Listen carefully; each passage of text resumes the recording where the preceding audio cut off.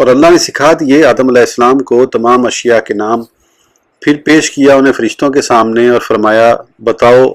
تو مجھے نام ان چیزوں کے اگر تم اپنے اس خیال میں سچے ہو۔